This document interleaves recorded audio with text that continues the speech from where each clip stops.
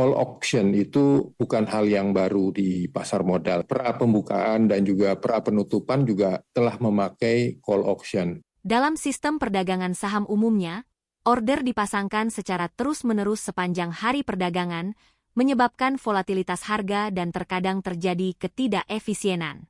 Namun, Full Periodic Call Auction, atau FPCA, memperkenalkan pendekatan yang berbeda.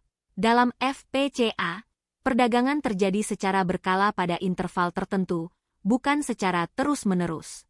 Sistem perdagangan saham yang umum digunakan adalah Continuous Auction. Sistem ini memungkinkan order beli dan jual untuk dipertemukan secara terus-menerus sepanjang hari perdagangan. Modified Call Auction. Sistem ini mirip dengan FPCA, tetapi digunakan dalam situasi tertentu, seperti saat pasar sedang bergejolak atau saat ada peristiwa penting yang terjadi. Contoh penerapan FPCA di bursa global. Bursa Efek New York menggunakan sistem lelang Modified Call Auction untuk menetapkan harga awal inisial public offering dan untuk memperdagangkan saham yang baru terdaftar. Bursa Efek London menggunakan sistem lelang Modified Call Auction untuk memperdagangkan saham yang termasuk dalam kategori small cap. Bursa Efek Tokyo menggunakan sistem lelang Modified Call Auction untuk memperdagangkan saham yang termasuk dalam kategori second section.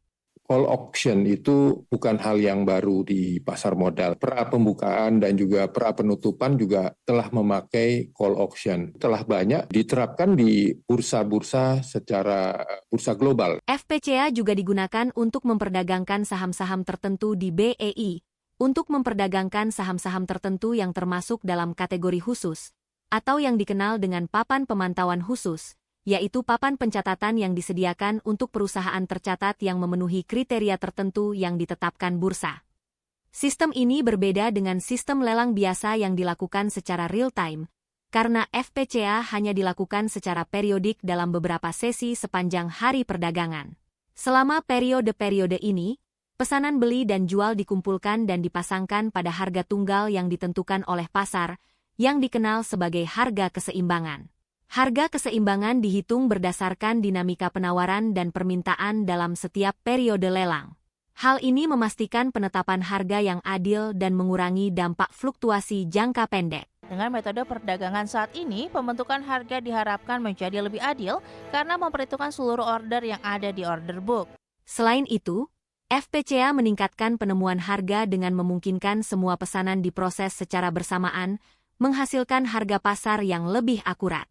Proses FPCA terdiri dari beberapa tahap, yaitu 1. Periode pralelang. Pada tahap ini, investor memasukkan order beli dan jual mereka ke sistem. 2. Periode lelang. Sistem akan mencocokkan semua order beli dan jual untuk menentukan harga dan volume transaksi. 3. Periode pasca lelang. Harga dan volume transaksi yang telah ditetapkan akan diumumkan kepada publik. Keuntungan FPCA. Meningkatkan transparansi. Harga ditentukan melalui proses lelang terpusat, sehingga meminimalisasi manipulasi harga. Meningkatkan efisiensi. Proses lelang dapat membantu mempercepat transaksi dan mengurangi spread. Memudahkan partisipasi investor. Investor dapat berpartisipasi dalam perdagangan saham, meskipun likuiditasnya rendah. Kelemahan FPCA. Menurunkan likuiditas.